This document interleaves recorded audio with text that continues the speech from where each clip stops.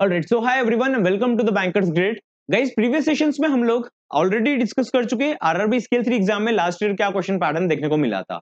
Same हम लोग आज स्केल 2 पोस्ट के लिए आरआरबी स्केल 2 पोस्ट पर लास्ट ईयर क्या क्वेश्चन पैटर्न था, क्या डिफिकल्टी लेवल था, किस सीक्वेंस में क्वेश्चंस पूछे गए थे, आप लोगों को इस सेशन में हम लोग डिस्कशन करेंगे, जिससे आप लोगों को रियल एग्जाम कंटेंट के बारे में समझ में आ सके। Okay, RRB scale 2 GPO and specialist officer में कुछ भी डिफरेंसेस नहीं है, जस्ट दैट स्पेशलिस्ट ऑफिसर में professional knowledge extra add on हो जाएगा, बाकी पूरा पेपर आप लोगों का सेम रहेगा। So it is all about to crack the examination 2025, any which way आपको एग्जाम क्रैक करना है। सेशन को स्टार्ट करेंगे with a very beautiful quote, जिससे आप लोगों को एग्जाम की प्रिपरेशन के बारे में समझ में आ सके। Success in exams doesn't come from luck, luck से डायरेक्टली गाइस नहीं मिलता है, उसके बैकग्राउंड में कितना प्रिपरेशन रहता है you never know about it. It comes from consistent effort, smart practice, obviously with the right content and direction, and the belief that every small steps count, है ना। जितनी भी स्मॉल स्टेप्स आप लेंगे वो सारा काउंट करता है आपकी फाइनल सक्सेस में।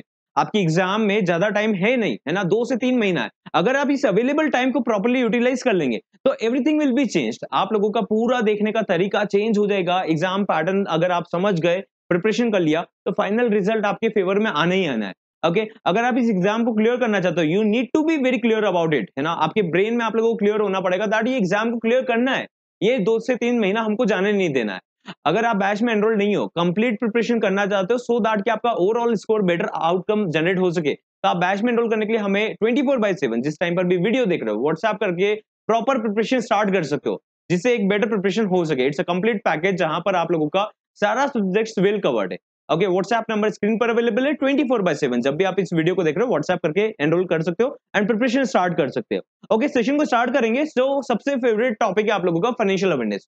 फाइनेंशियल अवेयरनेस में लास्ट ईयर क्या क्वेश्चंस, किस टाइप से क्वेश्चन पैटर्न पूछा गया था गाइस लास्ट ईयर, है ना। अभी आजकल कैंडिडेट्स को ये लगता है कि एग्जाम में पूरा करंट फाइनेंशियल न्यूज आता है या फिर बैंक न्यूज पूछा जाता है डायरेक्टली, है ना। अब क्वेश्चन पैटर्न पूरा चेंज हो गया है, अब nothing works out that way, है ना। पुराना चीजें अब इस तरीके से काम नहीं करता है। तो आप लोगों को मॉड्यूल तो प्रॉपर्ली अगर बैच में एनरोल्ड हो तो उसी वे में फॉलो करना, तो आप लोगों के कम से कम 10-12 नंबर तो मिनिमम साइड पर आ सके, है ना। क्योंकि इस एग्जाम में आप लोगों को ये सोचना पड़ेगा कि आप जो भी कंटेंट पढ़ने लग जाएंगे तो पूरा रॉन्ग डायरेक्शन में प्रिपरेशन हो जाएगा, है ना। आपको बहुत सिलेक्टिव प्रिपरेशन करना पड़ेगा क्योंकि पैटर्न थोड़ा चेंज हो रहा है, बट कुछ पैटर्न फिक्स्ड है ना। तो गवर्नमेंट स्कीम्स लास्ट टाइम पर आप लोगों का 15 से 20 क्वेश्चंस स्ट्रेट फॉरवर्ड आ गए थे। अब स्ट्रेट फॉरवर्ड का ये मतलब नहीं कि इजी क्वेश्चंस थे, ना, डेप्थ में आए थे, लेकिन गवर्नमेंट स्कीम से डायरेक्टली क्वेश्चन आए थे। तो 15 से 20 नंबर का वेटेज गवर्नमेंट स्कीम्स का ही हो गया था। ओके, आरबीआई सर्कुलर्स एक मिथ बना हुआ है कि आरबीआई सर्कुलर्स ही आपकी एग्जाम में आते, बट ओवर द इयर्स अब पैटर्न चेंज हो चुका है। पहले आते थे आरबीआई सर्कुलर्स, अब तो पीओ एग्जाम में भी नहीं आ रहे। 1 से 2 क्वेश्चन डायरेक्ट क्वेश्चन आप मैक्सिमम अज्यूम कर सकते हो कि लास्ट ईयर क्वेश्चन में पूछे गए थे। करंट फाइनेंशियल न्यूज भी आजकल इतना डायरेक्ट नहीं आ रहा है। पहले ऐसा होता था कौन सा ऐप कौन सी बैंक ने लॉन्च करा है, ये सब क्वेश्चन अब आउटडेटेड हो गए। अब ये क्वेश्चंस नहीं आते आपके एग्जाम में। जो न्यूज चलता है उससे रिलेटेड स्टैटिक क्वेश्चन आता है, वो मैं बताने वाला हूं आप लोगों को। तो लास्ट ईयर फाइनेंशियल न्यूज से आप अगर देखेंगे ना, तो आपको 2 से 3 क्वेश्चन से ज्यादा आपको लास्ट ईयर क्वेश्चन पेपर में देखने को ही नहीं मिला था। कैंडिडेट्स मंथली न्यूज को फोकस करते और मॉड्यूल को छोड़ देते कि यार मॉड्यूल है क्या। एग्जाम में पैटर्न पता ही नहीं होता कैंडिडेट्स को कि क्या पूछा गया था। यहाँ पर रिपोर्ट बेस्ड क्वेश्चंस आते हैं, जैसे RBI annual report, NABARD annual report, budget का रिपोर्ट, है ना। और जितना भी पीएसबी प्रॉफिटेबिलिटी से लेकर जीएसटी रिलेटेड जो भी रिपोर्ट्स आता है वो पूरा रिपोर्ट का पोर्शन आपकी एग्जाम में आता है। लास्ट ईयर आप लोगों की एग्जाम में 5 से 8 मिनिमम क्वेश्चन यहाँ से डायरेक्ट आए थे, चाहे यूनियन बजट हुआ, आरबीआई एनुअल रिपोर्ट हुआ, नाबार्ड का हुआ, इनसे डायरेक्ट क्वेश्चन पूछा जाता है ना। और फिक्स्ड स्टैटिक टॉपिक्स है जैसे केसीसी, पीएसएल और भी टॉपिक्स में आप लोगों को इंटरनली बताते जा रहा हूँ। 8 से 10 टॉपिक है जो बैक टू बैक आपके एग्जाम में आ रहे हैं, है ना। उसको अगर आपने डेप्थ से पढ़ लिया तो 8 से 10 क्वेश्चन लास्ट ईयर तक तो क्वेश्चन पैटर्न में पूछे जा रहे हैं। तो ये क्वेश्चन पैटर्न था, आप लोगों को स्टॉक नहीं होना है, यहाँ से एक लर्निंग लेना है। करंट फाइनेंशियल न्यूज पर डायरेक्टली जंप नहीं करना है, नहीं अज्यूम करना है कि अब ये पेपर में आता है ना। आपको उससे रिलेटेड स्टैटिक पॉइंट पर फोकस करना है। ओके, और करंट फाइनेंशियल न्यूज के अलावा आरबीआई सर्कुलर पढ़ना है, but do not rely upon it totally, है ना। आप ये मत सोचिएगा कि आरबीआई सर्कुलर्स पढ़ेंगे, कितने महीने का पढ़ेंगे उससे एग्जाम क्रैक होगा। 2 से 3 क्वेश्चन भी नहीं आएगा आपकी एग्जाम में डायरेक्टली, है ना। उससे लास्ट ईयर 4 से 5 क्वेश्चन आया था, उससे पहले थोड़ा बहुत आता था और बाद में पैटर्न चेंज होने लग गया, है ना। पहले वेटेज था, अब नहीं आता है। अब हर कोई पीओ क्लर्क में भी पढ़ने लग गया है आरबीआई सर्कुलर्स, राइट। तो ये आपका था फाइनेंशियल अवेयरनेस का पूरा टॉपिक।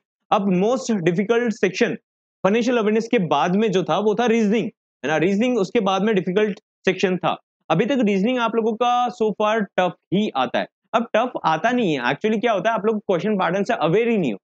कैंडिडेट्स को यही नहीं पता होता कि 40 क्वेश्चंस में से अच्छा सिलोजिज्म भी आया था क्या, अच्छा ये भी आया था क्या, क्योंकि उनको नहीं पता कि उनको क्या क्वेश्चन पैटर्न देखना है, कौन से क्वेश्चन को पहले अटेम्प्ट करना है। स्ट्रैटेजाइज ही नहीं करोगे तो एग्जाम में नंबर वैसे भी देखने को नहीं मिलेगा, पजल में उलझ गए तो नहीं बनेगा स्टार्टिंग में। तो उसका भी एक स्ट्रैटेजी है जो आप लोगों का इंटरनली बैच में कवर होते जा रहा है। अगर आप पहले से प्रिपेयर्ड भी हो ना तो गाइस इंटरनल बैच को अटेंड कर कर डे टू डे क्लासेस को प्रोग्रेशन लाइए अपने प्रिपरेशन में, जिससे क्या होगा कि आप जो चीजें इग्नोर कर रहे हो ना कि छोटी चीजें वही आप लोगों को रिजल्ट दिलाएगा बाद में। छोटी चीज से मतलब ये क्वेश्चन सिंपल है बाद में पढ़ लेंगे, ऐसा सोचते प्रिपरेशन टाइम पर नहीं कर पाते। तो लास्ट ईयर आपके एग्जाम में यूजुअली जो क्वेश्चन पैटर्न सेम फॉलो होता है, पजल सेटिंग अरेंजमेंट मिलाकर 4 सेट आते, जहां पर 20 मार्क्स के क्वेश्चन स्ट्रेट फॉरवर्ड आते हैं ना। लेवल किस टाइप का रहता है, एक सिंगल वेरिएबल आ जाता है, एड ऑन हो जाता है, मैक्स टू मैक्स किसी पजल में डबल वेरिएबल आ जाता है, बाकी तो सिंगल वेरिएबल पर कहानी आप लोगों का क्लोज हो जाता है ना। फ्लैट फ्लोर का आया था लास्ट ईयर, मंथ बेस्ड का भी आया था, ईयर बेस्ड प्लस कलर का आया था, सेटिंग अरेंजमेंट लीनियर आया था।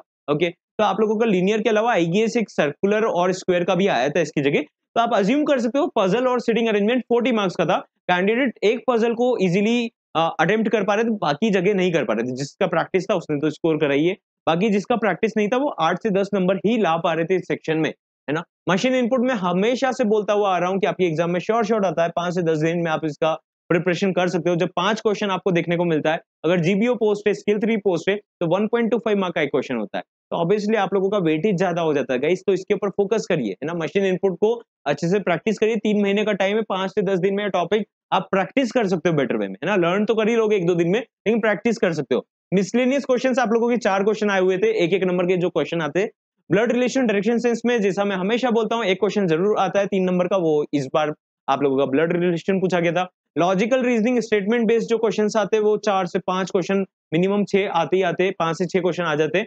अल्फाबेट टेस्ट, मीनिंगफुल वर्ड, ये सब मिलाकर आप लोगों का टोटल 40 क्वेश्चंस हो गए थे। कैंडिडेट्स यहाँ पर 8 से 10 स्कोर कर पा रहे थे, कुछ कैंडिडेट का तो ये बिगड़ भी गया था, है ना। क्योंकि क्या होता है 30 मिनट्स का टाइम मिलता है और आप लोग पजल में स्टक हो जाते हो। तो पजल में स्टक होंगे तो पजल में जब स्टक होना कि प्रैक्टिस है आपका, आप देखते से ही बिना पेन चलाए सॉल्व कर पाते हो, और वो कब आएगा, डे टू डे लर्निंग से आएगा। एक दिन में आपका लर्निंग नहीं होता, इसीलिए बैच में हम लोग क्या प्रोसेस फॉलो करते हैं कि एग्जाम तक आप लोगों का लर्निंग प्लस रिवीजन चलता रहेगा, प्रैक्टिस चलता रहेगा। क्योंकि आप खुद से तो टॉपिक को कवर कर लेंगे, लेकिन उसके बाद में प्रैक्टिस का क्या करेंगे, तो प्रैक्टिस करना बहुत जरूरी है ना। किसी भी टॉपिक को अंडर एस्टिमेट नहीं करना। ब्लड रिलेशन चलो एग्जाम में कर लेंगे, मशीन इनपुट चलो ये तो हमने पहले पढ़ा था, एग्जाम में पढ़ लेंगे, आपसे क्वेश्चन सॉल्व नहीं होगा एग्जाम में। ओके, ये मिस्टेक आप लोगों को करना नहीं रहेगा। ओके, अब क्वांट में क्या आया था, ठीक है, आपके एग्जाम में क्वांट में अगर हम देखें तो क्वांट मोस्ट स्कोरिंग टॉपिक आ रहा है अभी तक। अगर आप स्पेशलिस्ट ऑफिसर में प्रिपरेशन कर रहे हो तो आपका मैथ सब्जेक्ट नहीं था, तो आप इसमें पैनिक मत होइएगा, बहुत बेसिक्स आता है, आप आराम से 2 महीने में बहुत अच्छा कमांड कर सकते हो। Just like a game it is, जहां पर आप लोग कमांड करेंगे वर्ड्स पर, नंबर्स पर, तो आप लोग डेफिनेटली नंबर स्कोर कर पाएंगे, है ना। लास्ट ईयर आप लोगों की एग्जाम में मैंने बहुत बार बोला था कि इस बार चांसेस है अप्रोक्सीमेशन या सिंप्लीफिकेशन आपकी एग्जाम में आने के। आप लोगों का क्योंकि सेक्शनल टाइमिंग इंट्रोड्यूस हो गया था, 5 क्वेश्चन इसके देखने को मिले थे। अरिथमेटिक के 10 क्वेश्चन, 12 क्वेश्चन, 8 क्वेश्चन आते ही आते हर बार 10 क्वेश्चन लास्ट ईयर देखने को मिला था, जैसे प्रॉफिट लॉस हो गया, स्पीड टाइम प्रोबेबिलिटी, इनके क्वेश्चन सेट एक-एक नंबर के मिले थे। लेकिन जब तक आपका प्रिपरेशन प्रैक्टिस इसका नहीं है ना, तब तक आप लोग ये टॉपिक्स को कंप्लीट करेंगे, है ना। ये इंपॉर्टेंट है, ये मेन स्कोरिंग है। ये 10 क्वेश्चन आप कर तो लेंगे, लेकिन टाइम बहुत लेता है। एक क्वेश्चन को करने में 2 से 3 मिनट आपको लगता है, तो ये नहीं करना है अभी से, और करना जब है जब आपका प्रैक्टिस अच्छा है। ओके, रॉन्ग नंबर सीरीज या मिसिंग नंबर सीरीज में से एक आता है 5 सेट, इसमें भी आया था रॉन्ग नंबर सीरीज का। क्वाड्रेटिक इक्वेशन 5 क्वेश्चन देखने को मिला था। डीआई आपके 3 सेट आए थे, कैसलेट डीआई आता है, अरिथमेटिक का डीआई नहीं आता है ना। तो यहाँ पर कैसलेट का पैराग्राफ वाला डीआई आया था, पाई चार्ट आया था, टेबल बेस्ड आया था। तो ये टोटल मिलाकर आपके 40 क्वेश्चन हो गए थे। और जीबीओ का प्रिपरेशन करो तो 1.25 मार्क का एक क्वेश्चन होता है, यानी कि अगर आपने 30 क्वेश्चन अटेम्प्ट कर लिए तो यहाँ पर 0.25 मार्क के अकॉर्डिंग आप लोगों का यहाँ पर 36.25 या 37.5 आप लोगों का अप्रोक्सीमेटली 35 टू 40 मार्क्स स्कोर कर लेते हैं, है ना। 30 क्वेश्चन अटेम्प्ट कर लेते हैं। अब 30 हो जाता क्या, यस डेफिनेटली हो जाता, क्योंकि यहाँ पर डीआई में से 2 में से 3 में से 2 तो आप आराम से कर पाते, क्वाड्रेटिक इक्वेशन कर लेते, नंबर सीरीज हो जाता, 1-2 क्वेश्चन छूटता उसमें, अप्रोक्सीमेशन किससे नहीं होता है। लेकिन प्रॉब्लम कहाँ आया था, कैंडिडेट क्यों स्कोर नहीं कर पाए थे लास्ट ईयर भी, क्योंकि माइंडसेट ही नहीं था। अच्छा, अप्रोक्सीमेशन भी पेपर में आया था क्या, ये क्वेश्चन रहता है ना। क्योंकि 30 मिनट्स का जब टाइमर चलता है, आप अरिथमेटिक में उलझ गए, डीआई में उलझ गए, प्रैक्टिस नहीं है तो उलझेंगे ही उलझेंगे, है ना। आपको लगेगा कि आपको क्वेश्चन पेपर समझ में आता है ना। आप कभी भी मॉक टेस्ट देंगे तो आपको ये भी समझ में आएगा, लगेगा कि अरे ये तो एग्जाम में आप कर लेंगे। लेकिन गाइस ये छोटे छोटे स्टेप से आपको रिजल्ट देंगे। एक बात ध्यान ध्यान दीजिएगा, अगर आप इस एग्जाम को टारगेट कर रहे हो, पिछली बार सिलेक्शन नहीं हुआ या फर्स्ट टाइम कर रहे हो, तो ये लर्निंग ले लीजिए कि आप ऐसा वेट करेंगे ना कि इस बार, पिछली बार आपने इतना स्कोर करा था, इस बार अच्छा कर लेंगे, उसके लिए मेहनत करना पड़ेगा। अगर आप वही प्रिपरेशन से जाएंगे एग्जाम देने तो रिजल्ट तो सेम ही देखने को मिलेगा। ऑलराइट, आगे चलते हैं हम लोग यहाँ पर इंग्लिश और हिंदी। उससे पहले मैं कंप्यूटर अवेयरनेस आप लोगों को क्विकली बता देता हूँ। कंप्यूटर अवेयरनेस बहुत इजीएस्ट सेक्शन हो गया है आजकल।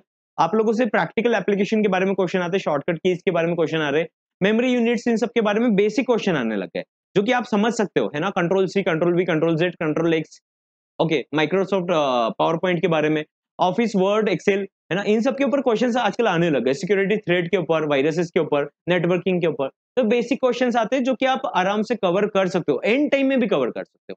इसलिए हमने अभी बैच में इंटरनली इसको स्टार्ट फुल फ्लेज नहीं करा है, क्योंकि हम लोग इसको चाहते हैं कि आप एंड टाइम पर भी करेंगे ना तो भी कर लेंगे। तो हम लोग इसको 10th और 15th अक्टूबर के बाद में स्टार्ट कर चुके रहेंगे। तो बेसिक टॉपिक से आप लोगों का कैप्सूल ऑलरेडी आप लोगों को शेयर हो चुका हुआ होगा, नहीं हुआ तो आप लोग टीम से मांग लीजिएगा। उसके अलावा ई बुक ऑलरेडी अवेलेबल है। आप लोगों के मॉक टेस्ट, इसमें 20 मॉक टेस्ट और ऐड ऑन हो जाएंगे, जिससे आप लोग कम से कम प्रैक्टिस कर पाए। कंप्यूटर पूरा जनरल एप्लीकेशन के ऊपर है, जितना ज्यादा चलाओगे, जितना ज्यादा आपका कमांड रहेगा, इतना आपको रटना नहीं पड़ेगा, नहीं तो रटना पड़ेगा, दैट्स इट, है ना। अब इंग्लिश और हिंदी में क्या होता है, आपकी एग्जाम में 2 पैसेज आते हैं। तो लास्ट ईयर भी आप लोगों का टोटल वेटेज में मिसलेनियस क्वेश्चन जैसे कि वर्ड स्वैप हो गया और डबल फिलर्स हो गए, इन सबको मिलाकर 14 क्वेश्चंस थे। रीडिंग कॉम्प्रिहेंशन एक 5 नंबर का था और एक 5 नंबर का और सेट था, ओके। टोटल मिलाकर आप लोगों का क्लोज टेस्ट 6 नंबर का था, यानी कि fill in the blanks. Parajumble fixed आता ही आता है 4 से 5 नंबर का, जो I usually tell. Error detection 3 से 5 नंबर डेफिनेटली आपकी एग्जाम में आते हैं, है ना। तो क्लासेस में भी सेम फॉलो हो रहा है, हिंदी में भी सेम टाइप का सिलेबस आता है, जहां पर आप लोगों को 2 गद्यांश देखने को मिलता है, एरर करेक्शन के बारे में आता है और सेंटेंस रीअरेंजमेंट हिंदी में भी आप लोगों के लिए आता है। बाकी टॉपिक्स तो सेम ही लगभग रहता है। लास्ट ईयर हिंदी को थोड़ा इजी बोला गया था, इंग्लिश को टफ बोला गया था, क्योंकि इंग्लिश में आप लोगों को फंडामेंटल्स रीडिंग के ऊपर काम करना पड़ता है। अभी इंग्लिश ऐसा सब्जेक्ट नहीं है कि आप 1-2 महीने में कवर कर लेंगे। आप लोगों के लैंग्वेज एकदम स्पून फीडिंग से कमांड नहीं होगा, इसको आपको एफर्ट लगाना पड़ता है ना। ये क्लासेस तो चलता है, साथ में आप लोगों को रीडिंग करना पड़ेगा। जितना ज्यादा रीडिंग करेंगे, मेल पढ़ना स्टार्ट करेंगे, आप जिस भी लैंग्वेज में न्यूज़पेपर पढ़ना स्टार्ट करेंगे, तो आपका डबल बेनिफिट होगा। आपको पढ़ना चाहिए ये चीजें, ये आप लोगों का 40 क्वेश्चन का सेट रहता है, 40 मार्क्स दिलाता है। आप लोगों को ध्यान रखना चाहिए कि यहाँ से अगर आप 30 मार्क्स स्कोर कर लेते तो which will be equal to the 50% of your cut off. Last year अगर 60-70 कट ऑफ गया है, तो आप लोगों का 30 मार्क्स अगर आप यहीं से लेकर आते हो तो बहुत बड़ा रॉकेट साइंस नहीं है, ये लाना चाहिए, आपको फोकस करना चाहिए। तो this is all about previous year paper. आप लोगों को फोकस करना चाहिए और ये पेपर पैटर्न को आप लोग बाद में वापस से देख सकते हो, जिससे आपको कम से कम आइडिया लगेगा। ये वर्ड्स तो मैं बोल रहा हूँ, लेकिन कहीं ना कहीं आप लोगों का अफर्मेशन जैसा काम करेगा, जिससे आपको बार बार सुनकर ये पता चल जाएगा कि यार मशीन इनपुट करना है हमको। फाइनेंशियल अवेयरनेस से मंथली बेसिस पर नहीं जाना है कि अरे 1 महीने का पढ़ेंगे, 2 महीने का पढ़ेंगे, 6 महीने का पढ़ेंगे। गाइस अब पेपर पैटर्न पूरा चेंज हो चुका है, तो आपको उसी वे में फोकस करना है। अगर आप केवल फाइनेंशियल अवेयरनेस में एनरोल करना चाहते हो तो बैच अभी स्टार्ट होगा कुछ दिन बाद, बट प्राइजेस में वेरिएशन ज्यादा नहीं रहेगा, क्योंकि हम लोगों ने ये कंप्लीट बैच आप लोगों के लिए इसलिए लॉन्च कर रखा है, पब्लिश कर रखा है कम प्राइसेस में, सो दैट कि आप लोगों का ओवरऑल स्कोर बढ़े, है ना। 5 से 10 नंबर फाइनेंशियल अवेयरनेस में लाने से आपका एग्जाम में सिलेक्शन वैसे भी नहीं होगा, तो आप लोगों को कंप्लीट प्रिपरेशन करना चाहिए। अगर उसके बाद भी आपको लगता है कि केवल टेस्ट सीरीज और फाइनेंशियल अवेयरनेस से आपका काम हो जाएगा, तो आप वेट कर सकते हो, बट मेरा सजेशन आप लोगों को रहेगा कि आप कंप्लीट बैच में एनरोल करके प्रिपरेशन स्टार्ट करें। मिलते हैं हम लोग नेक्स्ट सेशन में विद अदर डिटेल्स।